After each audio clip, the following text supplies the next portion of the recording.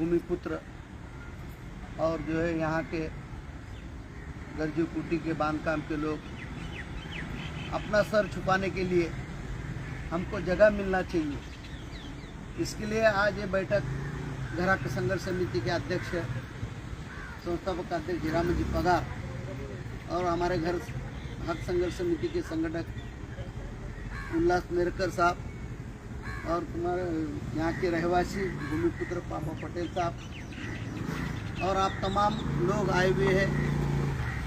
भाई हमारा बैठने का मकसद ये है, इतना दिन तो हमारे हाथ में कुछ नहीं था। सिर्फ को यहाँ की गुंड प्रवृत्ति की महामंडल है। जैसा गुंडे लोग होते हैं वैसा वो गुंडागिरी करती। अभी सिड़कों के पास जगह नहीं रही जो कि बेच के जो है तो अपना पेट भर दे। अभी सड़कों के पास की जगह खत्म हुई, लेकिन ये गांव वालों ने, ये भूमिपुत्रों ने अपने गांव के पड़ोस में जो उनकी खुली जगह थी, उनके जो तो पूर्वजों ने एकदम सस्ती जगह ली, सस्ते में बेचा सड़कों को, कम दामों में बेचे। 15,000 रुपये एकड़। अभी एक गुंटा 15,000 में नहीं आता।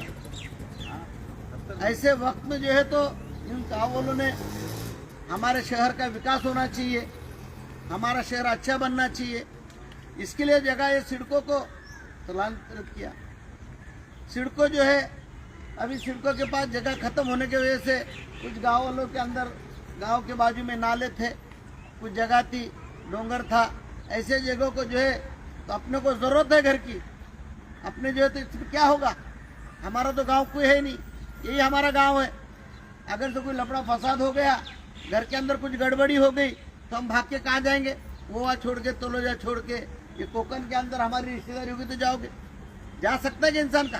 तो लेकिन उन लोगों ने जो है अपना रोजी रोटी, तो खेती छीन लिया, हमारी खेती खत्म हो गई। जो चावल पेरते थे हम लोग, चावल खाना, पेरनी लावनी बंद हो गई हमारी। तो हमारे पास धंधा क्या रह गया? हमारा पास व्यवसाय क्या है? पेट भरने का गुजारा क्या है? इधर ये बाजू में देखो तो MIDC आ गई, MIDC में भी हमारी खेती चली गई, कारखानेदार लोग लगे, हमारे बच्चों को काम पे नहीं लगाते। यहाँ पे जो तो स्कूल बड़े बड़े खुल गए, कॉलेज खुल गए, वहाँ भी जो तो हमारे बच्चों को काम के लिए नहीं लेते। तो भाई हमारा गुजारा होगा कैसा? इस बेस के ऊपर लोगों ने जो है तो अपने गाँव के पड़ोस में किसी ने जगह जो है तो बाहर वालों को बेचा, किसी ने जो तो खुद की ताकत थी अपना घर बनाया।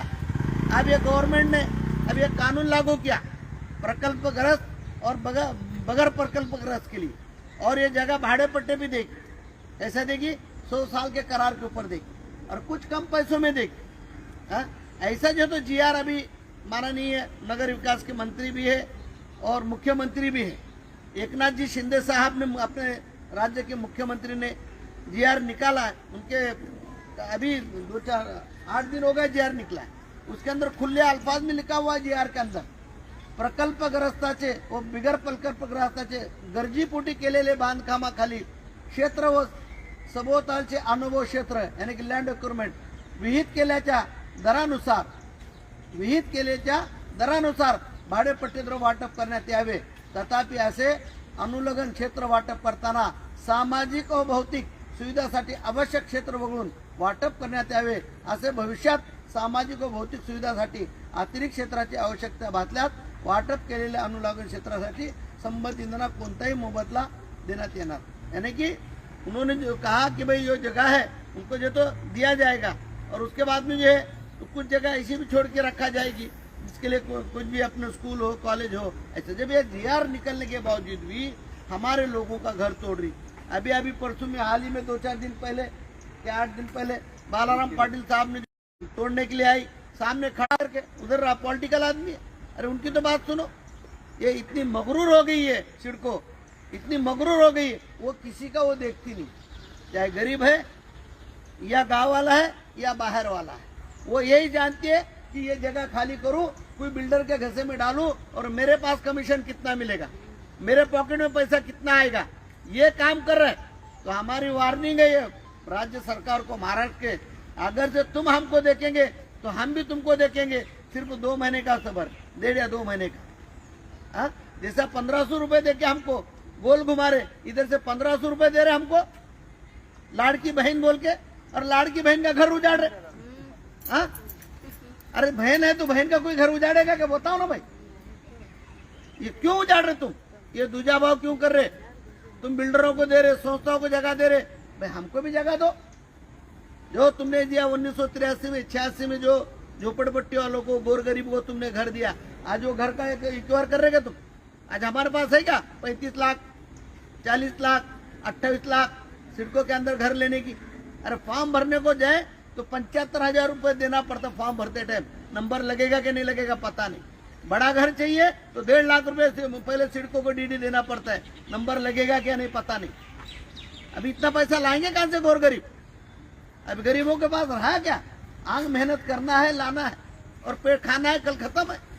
ताजी रोजी मिलती है हमारे पास 100-150 रुपए सिल्लक नहीं रह सकते आज के जमाने में। इतनी महंगाई हो गई।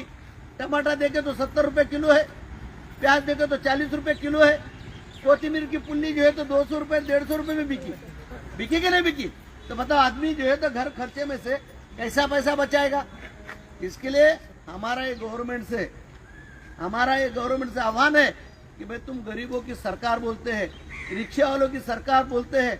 जब मुख्यमंत्री साहब आपने रिक्शा चला करके अपनी जिंदगी गुजारा और आज उस ओहदे पे पहुंचे हैं, आज तुमको एक महाराष्ट्र के अंदर एक अच्छा मुख्यमंत्री के नाम से जाना जा रहा है।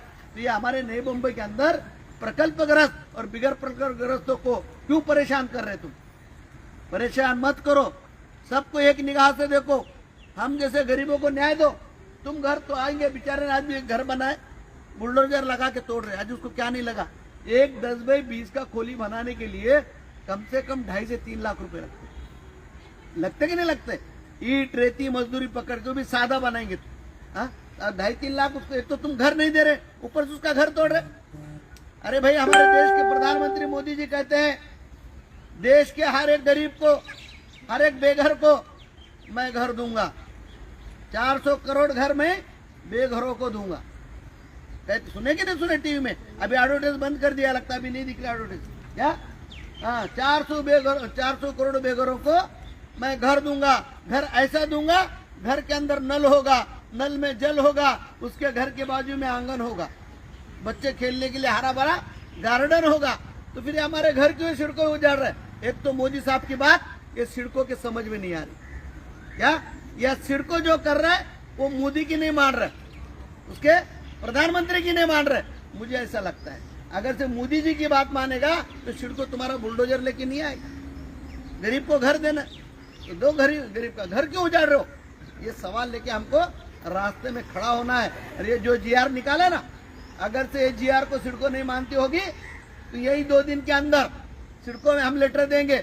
आप लोग तैयार हो जाओ कि सिडको का सब लोग मिलके सिडको के सामने तो GR की जलाने की कोशिश करेंगे। जल्दी करेंगे, टाइम नहीं लगाएंगे। कल की कल लेटर देंगे हम लोग और 2-3 दिन में इसको जलाने के लिए आप लोग वहाँ पे आना। 2 ही दिन, ज्यादा नहीं। आचार संहिता लगने वाला है तो इसके लिए सब तुम लोग तैयार हो जाओ। क्या होगा इससे? इससे तो सरकार की आंख खुलेगी, ये तो सरकार आंख नहीं खुलेगी। देखो हमारी ग्राहक संघर्ष समिति हम लोग 2011 से लड़ रहे उधर, लेकिन अभी हमारे चांद सैयद भाई, इनके वजह से हम तुम्हारे तलोजे में आए, वो में आ गए। नहीं तो हमारा पनवेल झोपड़पट्टी में काम चलता है, पनवेल के झोपड़पट्टी के लिए काम करते हैं हम लोग। नई मुंबई के लिए चाली के लिए देखो उल्लास नेरकर है, इनको 2009 में तोड़ने को गए थे हम लोग। रिपब्लिकन सेना के सर सेनापति आनंदराज आंबेडकर साहब, हमने बड़ी मीटिंग ली वहाँ पे 2009 में भी 2011 में भी, उनको लाया, तब से उनके चाली को हाथ नहीं लगता। अब ये GR निकला है इसके लिए और वो लोग को हिम्मत आ रही, तुम लोग को भी हिम्मत आना चाहिए। तो ये GR को लागू कराने के लिए आप लोगों को डट के खड़ा होना पड़ेगा। समझे कि नहीं समझे? लोगों की तरफ नहीं देखना है, हमारे अंदर ताकत हो, हम लड़ना चाहिए।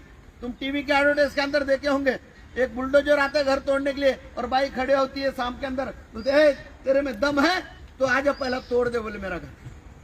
ऐसा अपने को झांसी की रानी बनना है? अल्लाह तो मदद करेंगे, अल्लाह बोलेंगे नहीं मांडी डाल के बैठो अल्लाह देगा अल्लाह करेगा, नहीं। उसके लिए मेहनत शर्त है। अपना घर को बचाने के लिए अपने को मेहनत करना पड़ेगा। मैं आज यहाँ पर इतनी बात करता हूँ और जल्दी से जल्दी हमारे ग्राहक संघर्ष समिति निर्णय लेगी और 2-3 दिन के अंदर हम लोग जो सिडको भवन के सामने जाके अगर से सिडको नहीं मानेगी ये GR का होली करेंगे। इतनी बात करता हूँ और मैं मेरे बात को खत्म करता हूँ। खुदा हाफिज, जय महाराष्ट्र, जय भीम। अभी हमारे ग्राहक संघर्ष समिति के पापा साहब मेरे को नहीं मेरे दादा चलो तुम बोलते हैं जान साहब? दादा हीरामन साहब बोलेंगे।